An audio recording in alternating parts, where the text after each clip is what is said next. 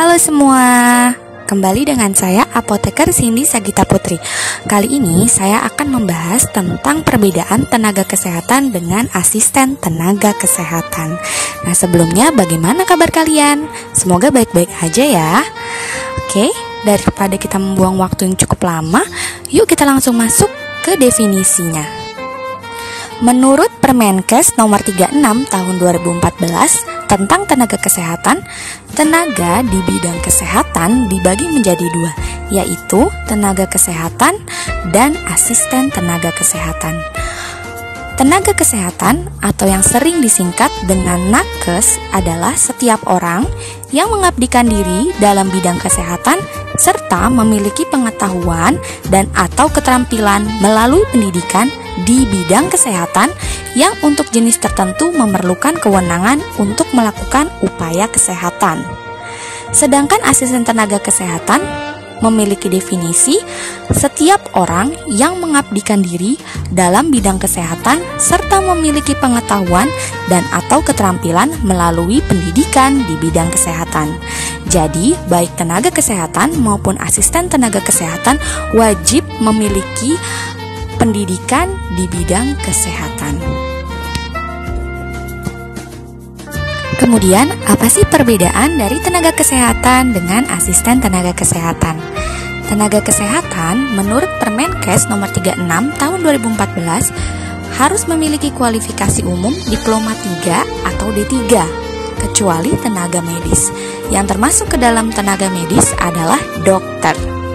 Jadi, apabila kalian ingin menjadi tenaga kesehatan, maka kalian harus melanjutkan minimal D3.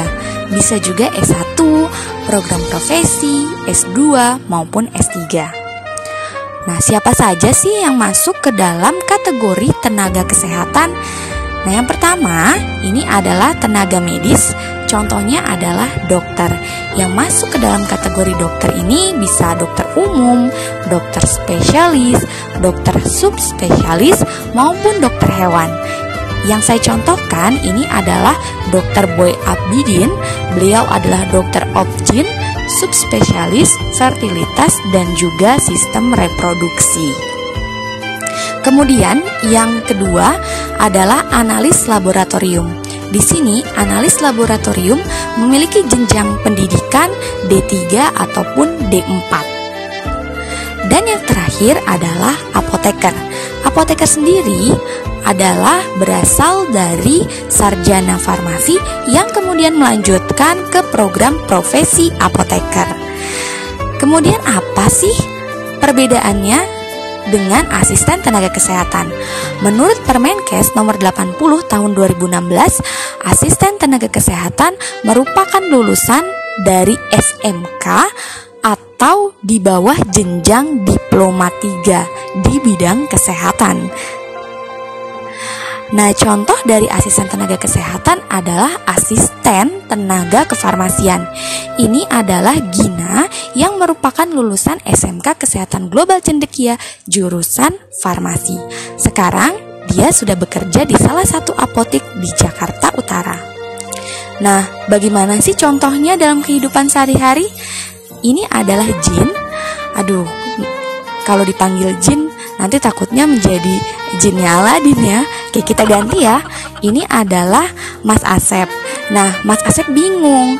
Setelah lulus SMP kira-kira dia mau melanjutkan kemana ya? Oh ya udah, ke jurusan farmasi aja.